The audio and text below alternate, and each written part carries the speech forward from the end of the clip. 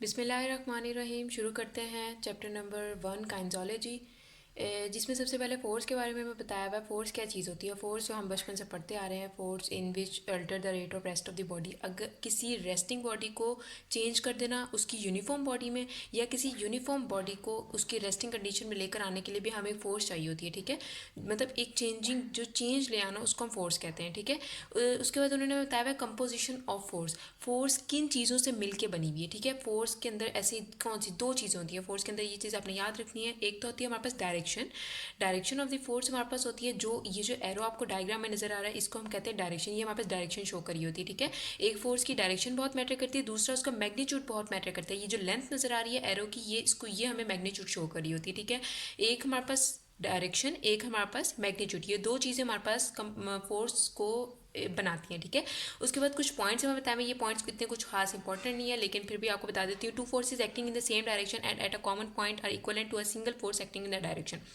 दो फोर्सेज हैं, एक ही डायरेक्शन में ट्रैवल कर रही हैं। ठीक है, वो किसके इक्वल होंगी? उस सिंगल फोर्स के इक्वल होंगी जो whose magnitude is equal to the sum of magnitude of the individual forces. जिसका जो मैग्नीट्यूड होगा ना, वो इन दोनों फोर्सेज को मिला के इन दोनों फोर्सेस के इक्वल होगा। ठीक है, इसमें ये चीज़ दोबारा सुनिए कि हमारे पास जो दो फोर्सेस होंगी वो एक ही डायरेक्शन में जब ट्रैवल कर रही होंगी तो उनका जो मैग्नीट्यूड होगा वो उस एक फोर्स के इक्वल होगा जो क्या कर रही होगी, जो इन दोनों फोर्सेस को मिला के जिस उसका मैग्नीट्यूड बन रहा होगा। ठीक है, ये हमारे पास एक पॉइंट हो गया। दूसरा पॉइंट में बताया हुआ two equal forces acting at a common point and in opposite direction will result in a state of equilibrium. ये जो दो, ये तो हमें पता ही है कि दो पॉइंट, दो एरोज हैं, एक इस डायरेक्शन में जा रहा है, एक इस डायरेक्शन में जा रहा है, तो ऑब्वियसली ये इक्विलिब्रियम स्टेट डेवलप कर रहा है। ठीक है, क्योंकि ये इतना ही मैग्नीट्यूड और डायरेक्शन इक्वल इतनी ही इधर है जितनी इधर है। ठीक है, इसके बाद थर्ड पॉइंट है कि दो अनइक्वल फोर्सेज हैं। ठीक है, और एक का मैग्नीट्यूड भी छोटा है, दूसरे का मैग्नीट्यूड भी बड़ा है। ठीक है, तो हमारे पास मूवमेंट किसकी डायरेक्शन में होगी? जिसका मैग्नीट्यूड बड़ा होगा, और मतलब जिस डायरेक्शन में मैग्नीट्यूड बड़ा होगा उस डायरेक्शन में हमारे पास फोर्स होगी। ठीक है, ये कुछ खास इतने इंपॉर्टेंट पॉइंट्स नहीं है। मैं आपको इस चैप्टर में खास कुछ इंपॉर्टेंट पॉइंट्स भी बताती जाऊंगी, जिससे आपको मतलब कुछ वाइवे के लिहाज से इंपॉर्टेंट क्वेश्चंस जो खास तौर पर पूछे जाते हैं। क्योंकि काइंजोलॉजी एक ऐसा सब्जेक्ट है जो हमें यूट्यूब पे बिल्कुल भी नहीं मिलेगा, क्योंकि डीबीटी का अब स्कोप इतना ज़्यादा बड़ा है, पहले इतना ज़्यादा बिल्कुल भी नहीं था। ठीक है, तो आपको ये चीज़ भी फ़ायदेमंद होगी कि इसमें इंपॉर्टेंट वाइवा क्वेश्चंस आपको जो हमें लग रहा होता है कि ये हमारे लिए इतने इंपॉर्टेंट नहीं है, ये हमसे नहीं पूछे जाते, लेकिन वो क्वेश्चंस पूछे जाते हैं और बहुत ही ब्रीफ किस्म के पूछे जाते हैं। ठीक है, मतलब आपको आप ऊपर ऊपर से काइंजोलॉजी पढ़ लोगे, लेकिन वो क्वेश्चंस वाइवे के लिहाज से अंदर से पूछे जाएंगे। ठीक है, उसके बाद अगले टॉपिक पे हम लोग आ जाते हैं। इसमें से कुछ भी इतना इंपॉर्टेंट नहीं है। उसके बाद हम टेंशन पे आ जाते हैं। टेंशन क्या होता है? टेंशन होती है हमारे पास किसी फोर्स को हम लोग अगर tension is defined as this system of the forces tending to separate parts of the body combined with equal and opposite forces. ठीक है, किसी बॉडी पार्ट को दो सेपरेट हिस्सों में डिवाइड कर देने के लिए जो हमें फोर्स चाहिए ना, उसको हम टेंशन कहते हैं। ठीक है, मतलब अगर मैं आपको एग्जांपल दूं, किसी बॉडी में एक्सटेंशन या फ्लेक्जन होनी है आर्म में। ठीक है, वो एक्सटेंशन या फ्लेक्जन होने से पहले बॉडी में एक टेंशन डेवलप होगी, फिर जाकर एक्सटेंशन या फ्लेक्जन होगी। उससे पहले कुछ भी नहीं होगा। मतलब आप अपना बाजू उठा के हिला भी नहीं सकते जब तक उसके मसल्स के अंदर जो मसल्स हैं वो टेंशन डेवलप नहीं कर देंगे। ठीक है, इसको हम कहते हैं टेंशन। उसके बाद ग्रेविटी आ जाता है। ये सारी वो चीज़ें बच्चों वाली पहले चैप्टर में, मतलब थोड़ा सा आगे जाके थोड़ा सा मुश्किल आ रहा है, लेकिन उससे पहले ये सारी चीज़ें हम पढ़ चुके हैं। ठीक है, ग्रेविटी क्या होती है? ग्रेविटी होती है कि जहाँ पे ज़मीन का जो सारा ज़मीन जो है हमारी अर्थ है वो सारी अट्रैक्ट हो रही होती है एक force. Gravity is a force by which all bodies are attracted to the earth. सारी बॉडीज़ जो है हमारी, जो ज़मीन पर जितनी भी चीज़ें हैं वो सारी ज़मीन की तरफ अट्रैक्ट हो रही हैं, उसको हम ग्रेविटी कहते हैं। ठीक है, हमारी बॉडी में ग्रेविटी मतलब हम लोग समझे हम ग्रेविटी से ही जिंदा है, मतलब हम लोग चल फिर रहे हैं तो हम ग्रेविटी की सपोर्ट है हमें। ठीक है, अब ग्रेविटी की उन्होंने कुछ चीज़ें बताई हुई है कि ग्रेविटी जो है हमारे पास काउंटर बैलेंस होता है कि कौन सी चीज़ उसको बैलेंस करिए, साथ उसके मिल के मतलब उसको सपोर्ट करिए। तो ग्रेविटी को सपोर्ट करिए फोर्स ग्रेविटी को सपोर्ट करिए, ग्रेविटी फोर्स को सपोर्ट करिए। दोनों एक चीज़ों को बगैर मतलब दोनों एक चीज़ों के सहारे पर हैं, ठीक है। तो उन्होंने बताया हुआ कि अगर ग्रेविटी जो है हमारे पास वो अपोज कर जाए फोर्स को, मतलब वो इनकार कर दे, एक्सेप्ट करने से मना कर दे फोर्स को, तो हमारे पास और वो कब मना करेगी, ग्रेविटी जो है वो फोर्स को एक्सेप्ट करने से कब मना करेगी, तब मना करेगी जब फोर्स हमारे पास ज़्यादा हो जाएगी, ठीक है। और उस सूरत हाल में जो मूवमेंट है हमारे पास वो फोर्स की डायरेक्शन में हो जाएगी। क्यों भला? क्योंकि फोर्स ज़्यादा हो जाएगी, ठीक है। फिर हमारे पास ग्रेविटी बिल्कुल अप्लाई नहीं हो सकती, ठीक है। अब उन्होंने एग्जाम्पल दी हुई है कुछ इसी ग्रेविटी के लिहाज से कि हमारे पास एक बॉडी है, ठीक है, वो टो स्टैंडिंग की एग्जांपल दी हुई है उन्होंने कि टो स्टैंडिंग में हमारे पास तब तक टो स्टैंडिंग एक मैन कर सकता है जब तक उसकी जो फोर्स है वो हमारे पास इक्वल रहेगी ग्रेविटी के, ठीक है।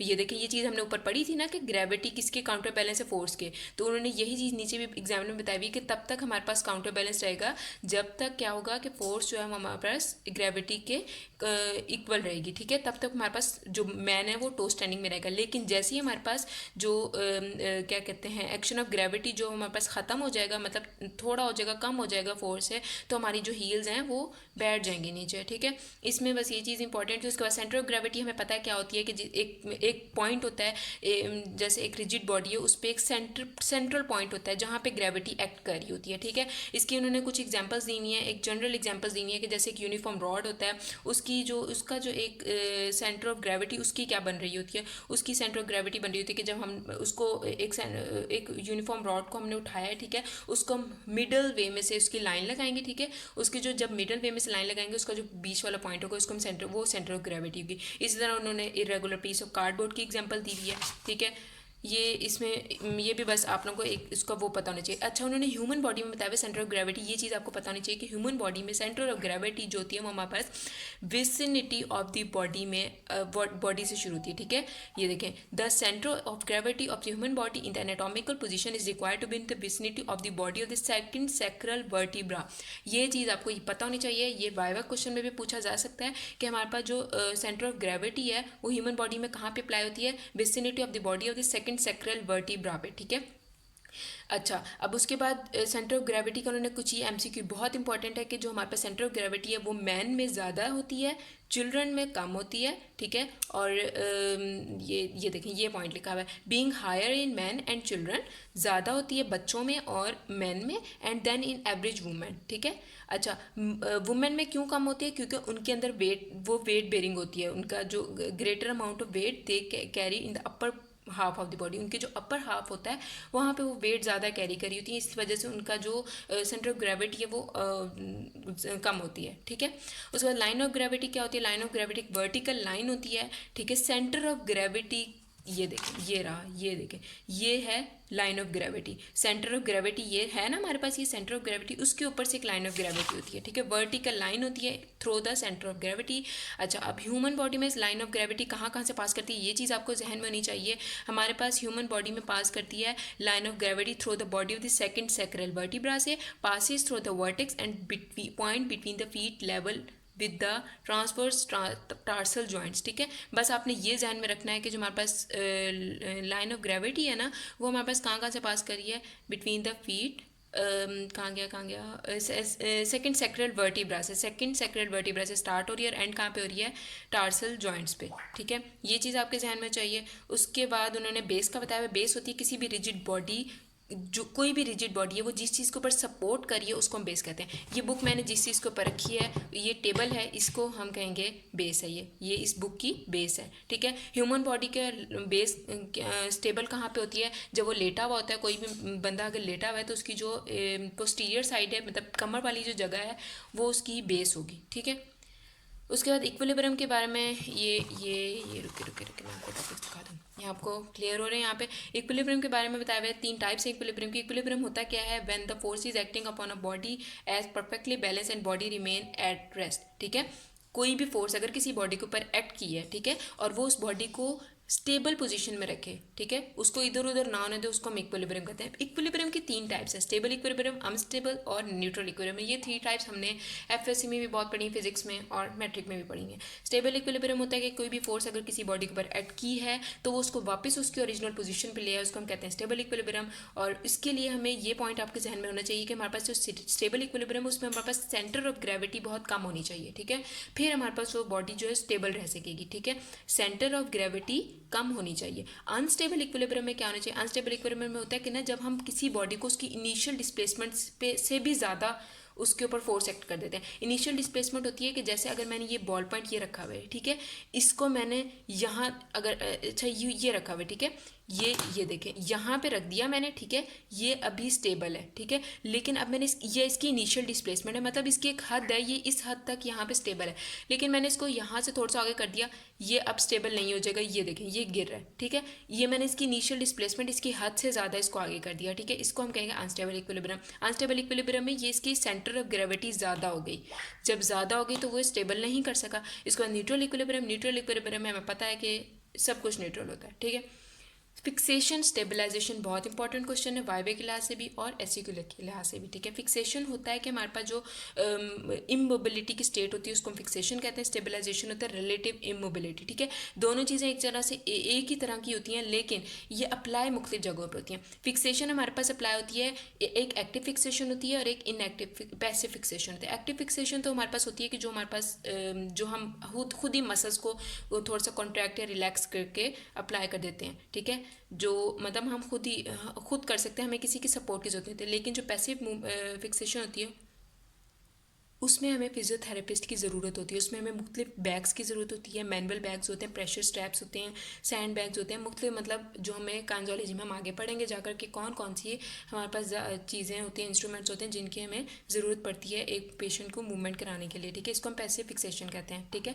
अब जो हमारे पास फिक्सेशन है ना, उसका मकसद क्या होता है? फिक्सेशन हमारे पास फिक्सेशन का मकसद होता है कि ना हमारे पास जो बॉडी है ना, एक बॉडी का पोस्चर मेंटेन करने के लिए होता है, ठीक है, और किसी लोकलाइज मूवमेंट, कोई किसी लोकलाइज पार्ट पे बॉडी के उधर मूवमेंट करवानी है तो उसके लिए होता है, ठीक है। या फिर क्या होता है कि हमारे पास कहीं पे भी एफिशिएंसी बढ़ानी है हमने बॉडी की तो उसके लिए होता है, ठीक है। ये तो हमारे पास फिक्सेशन होता है। एक तरह से आप ये समझ लें फिक्सेशन होता है नॉर्मल, जो हम लोग अगर कहीं पे मोबिलिटी नहीं हो रही तो हमने वहाँ पे मोबिलिटी करवाने के लिए फिक्सेशन करानी है, जॉइंट्स को फिक्स करना है, ठीक है। लेकिन स्टेबलाइजेशन क्या होता है? स्टेबलाइजेशन होती है कि जहाँ पे हमारे पास फ्रैक्चर मतलब टोटली बोन ही ख़त्म हो गई है ना हमारे पास, हमने वहाँ पे स्टेबलाइजेशन करानी होती है, ठीक है। सॉरी मैं आपको थोड़ा सा गलत बता गई थी। जो फिक्सेशन होती है ना वो तो हमारे पास नॉर्मल जो जहाँ पे स्टेबलाइजेशन वो होती है जो जहाँ पे नॉर्मल हमारे पास कोई एफिशिएंसी हमने मसल्स की बढ़ानी है या हल्की फुल्की कोई हमारे पास मूवमेंट नहीं हो रही, बाजू हिल नहीं रहा तो हमने उसके अंदर फिक्सेशन करानी है, या कोई पोस्चर मेंटेन नहीं है तो उसके ऊपर हमने पोस्चर की मेंटेनिंग करवानी है। लेकिन जो फिक्सेशन है ना वो हमारे पास तब होगी जब हमारी पूरी बॉडी टोटली हमारी जो बोन है ना वो फ्रैक्चर हो गई है, ठीक है, या कहीं जॉइंट की इंजरी हो गई है, मतलब कोई सीवियर किस्म की इंजरी या कोई फ्रैक्चर्स हो गए हैं ना, वहाँ पे हमने फिक्सेशन अप्लाई करनी होती है, वहाँ पे प्रॉपर हमने ट्रीटमेंट करना होता है, ठीक है।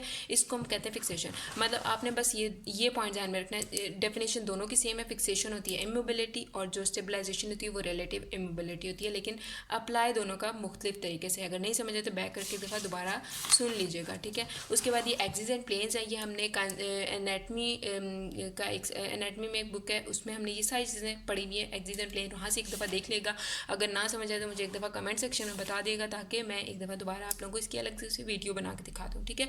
लेकिन ये चीज़ें बहुत ईजी हैं, ये आप लोगों को इंट्रोडक्शन में ही सबसे पहले ये एक्सिस और प्लेन्स पढ़ाए जाते हैं, ठीक है। उसके बाद ये चीज़ें भी हमें पता है सारी चीज़ें। स्पीड क्या होती है? स्पीड होती है कि हमारी कोई भी बॉडी मूव करी है लेकिन उसकी कोई डायरेक्शन नहीं है, उसको हम स्पीड कहते हैं, ठीक है। अब speed of the relax passive movement relax passive movement कोई करवा रहे हैं। पैसिव मूवमेंट क्या होती है कि जो हमारे पास फिजियोथेरेपिस्ट पेशेंट की हेल्प कर रहा हो उसको मूवमेंट करवाने में, उसको हम कहते हैं रिलैक्स पैसिव मूवमेंट, ठीक है। अब रिलैक्स पैसिव मूवमेंट में उन्होंने क्या कहा है? The speed at which passive movement is perform must be slow and uniform. Relax passive movement में जो हमारे पास स्पीड है ना यूनिफॉर्म होनी चाहिए और स्लो होनी चाहिए, ठीक है। ज़्यादा होगी तो हमारे पास जो रेंज ऑफ मूवमेंट है वो नहीं हमारे पास अप्लाई होगी, ठीक है। उसके बाद जो एक्टिव एक्सरसाइजेज हैं, मतलब जहाँ जो पेशेंट खुद कर रहा है उसके अंदर हमारे पास स्पीड क्या होनी चाहिए? उसके अंदर हमारे पास न्यूट्रल स्पीड होनी चाहिए जो हर एक्सरसाइज के साथ वेरी करती है। किसी पेशेंट के अंदर कोई इंजरी हुई है, वो खुद एक्सरसाइज कर रहा है तो वो उसको पता है कि वो किस लिहाज से किस तरह कर सकता है, मतलब मतलब ये वेरी करती है बॉडी टू बॉडी। ओके, उसके बाद हमें अगले बताए हुए reduce speed, exercise done more slowly require greater muscular effort. अगर कोई एक्सरसाइज बहुत ज़्यादा स्लो की जाती है तो उसमें मस्कुलर एफर्ट भी बहुत ज़्यादा लग रही थी और मोर कंट्रोल चाहिए होता है इसमें, ठीक है। लेकिन उसमें हमारे पास ये फ़ायदा होता है कि मैं जो फुल रेंज मूवमेंट है वो मैं अप्लाई, हमारे पास फुल रेंज मूवमेंट हमारे पास आ जाती है, ठीक है। लेकिन अगर हम स्पीड ज़्यादा करेंगे तो उसमें भी तो हमारे पास ज़्यादा मस्कुलर वर्क लगेगा और ज़्यादा कंट्रोल चाहिए होगा, लेकिन उसका नुकसान ये होगा कि हमें फुल रेंज ऑफ मूवमेंट नहीं मिलेगी, ठीक है।